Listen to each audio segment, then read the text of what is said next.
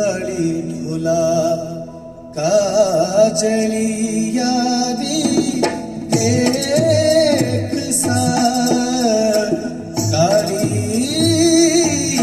काली काजली यारी एक सा कोई बुरो जरी जुग जीवो है मुमल हाल तोल चालू मारू जी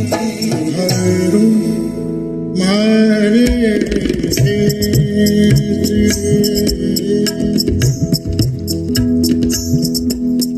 केसरिया बालम आमुनी घरू भारे पधारो हरे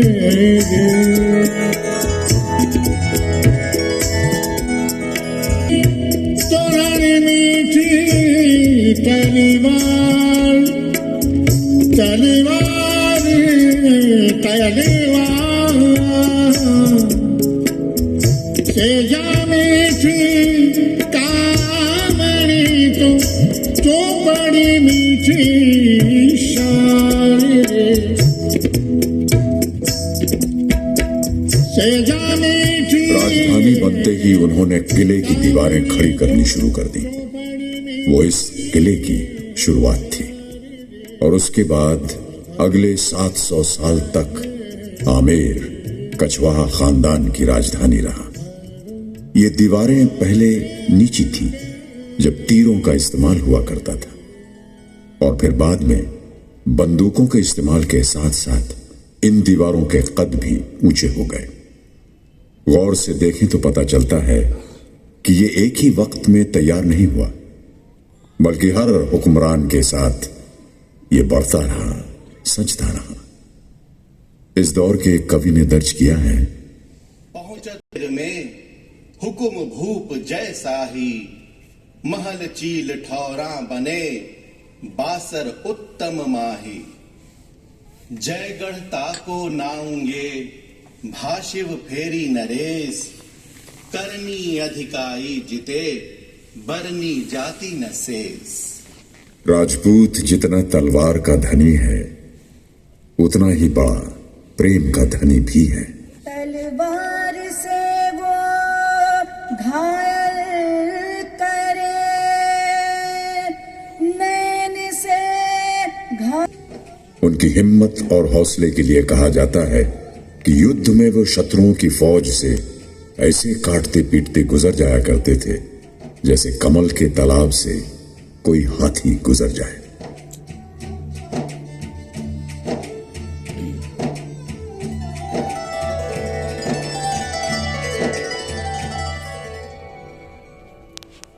हिंदुस्तान की बेशुमार दौलत और दरिया दिली की शोहरत दूर दूर तक पहुंच गई थी, इसलिए लूटमार के लिए हमलावर बार बार यहां आने लगे।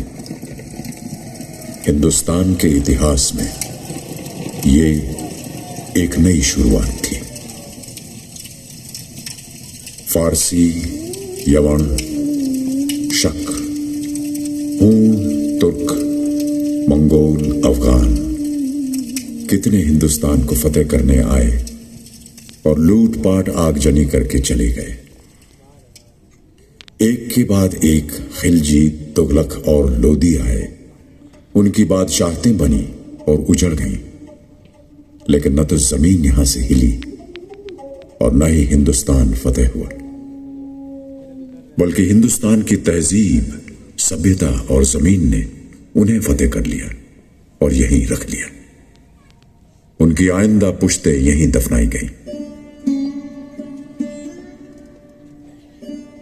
16वीं शताब्दी में जब मुगल आए तो इतिहास ने एक बार फिर करवट ली, जो हिंदुस्तान की तवारीख में युगांतकारी साबित होने वाली थी। 1526 में पानीपत में बाबर ने इब्राहिम लोदी को शिकस्त दी। इस लड़ाई में तोपों और बारूद का इस्तेमाल हुआ। हाथी बेकाबू हो गए और लोदी की सेना में भगदड़ मच गई। पानीपत की लड़ाई के बाद मुगल कंधों पर चढ़े आ रहे थे। दाईं तरफ से पीछे मुड़ के देखें तो उनकी तोपें दिखाई भी देंगी और सुनाई भी देंगी। बाबर के हौसले बुलंद थे। उधर मेवाड़ के राणा सांगा और आमेर के राजा पृथ्वीराज सहित कई राजपूत राजाओं को भारी संकट की आहट सुनाई दे रही थी। 17 मार्च 1527 में राजपूत और मुगल फौजें खानवा के मैदान जंग में आमने सामने हुई।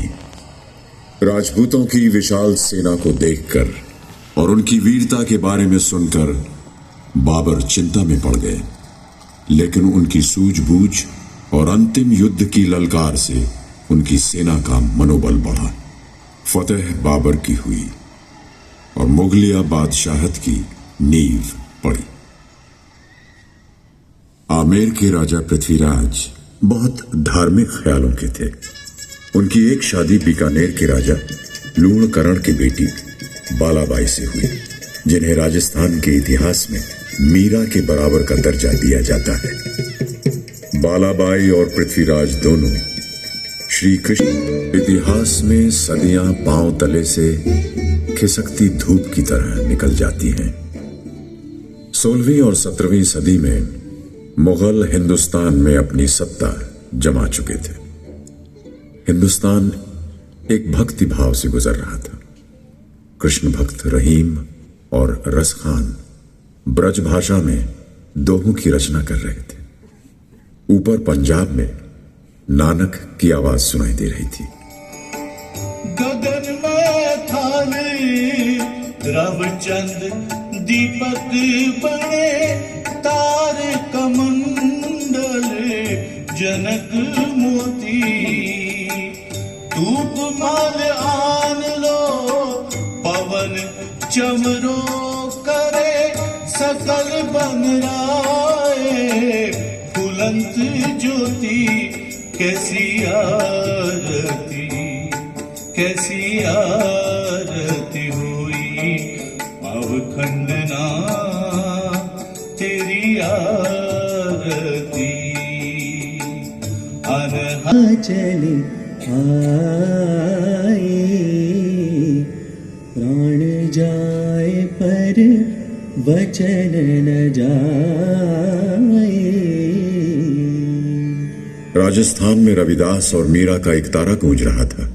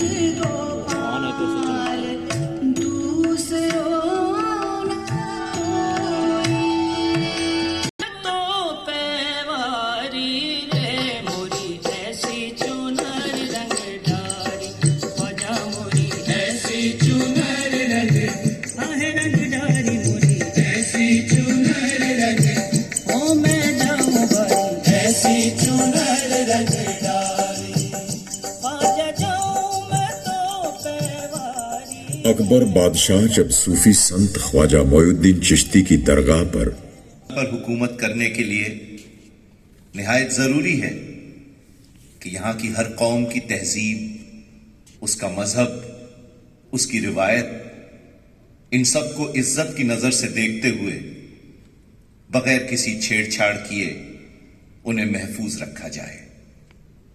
हर आवाम की ख्वाहिश, उसकी उम्मीद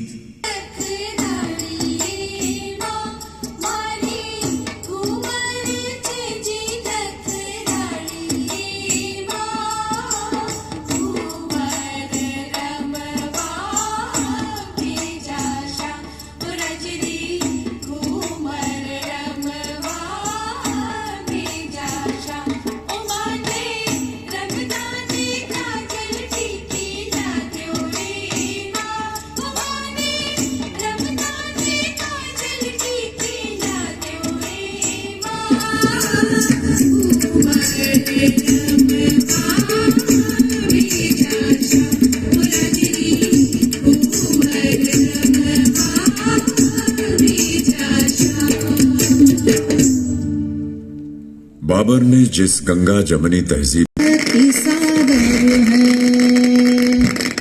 14 भुवन में उजागर है हे कोकिल बनी सदानंद किशोरी मृग नैनी महिमा प्यारी हे चंद्र बदनी सदानंद किशोरी अब तो दरस दिखा जा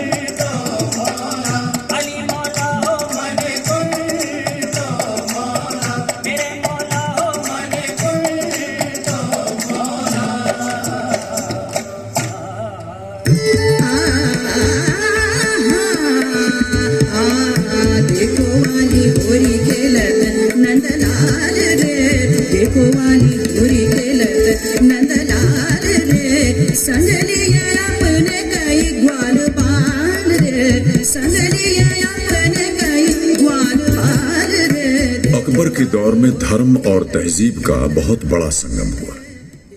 अकबर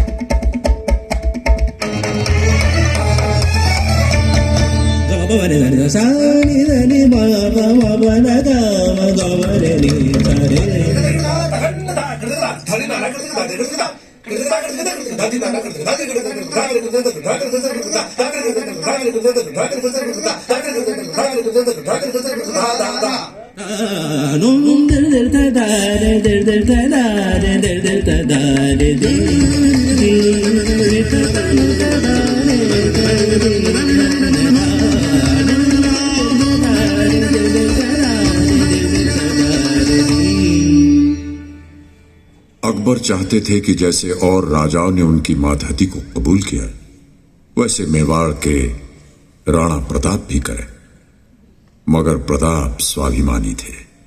अपनी मेजबानी की इज्जत तो रख सके हैं। राजपूतों के अंदाज निराले हैं, सूरमाओं के तेवर भी हैं उनमें और धर्म की श्रद्धा भी। राजा मान सिंह ने सामने पड़ी थाली से चावल के चंद दाने उठाए और अपनी पगड़ी में अड़स लिए। रुखसत लेते हुए कहा, हम सामने पड़े अन्न को अछूता छोड़ अन्य देवता का तिरस्कार नहीं कर सकते, लेकिन इसे अपने अधरों से छू भी नहीं सकते। इसलिए अन्न के इन दानों को अपनी दस्तार में रखकर ले जा रहे हैं। मगर एक राजपूत की ये अधर्मी हम भूलेंगे नहीं। हम एक तरफ रिश्ते से बंधे हुए हैं तो दूसरी तरफ फर्ज से। हम तो यही चाहते थे कि बगैर खून खराबे के बात बढ़ जावे, लेकिन थारा ये आज का सलूक हमें हरगिज कबूल नहीं है। इसकी कीमत थाने चुकानी पड़ेगी राणा, और थाने खुद आकर हमसे भेंट करनी पड़ेगी।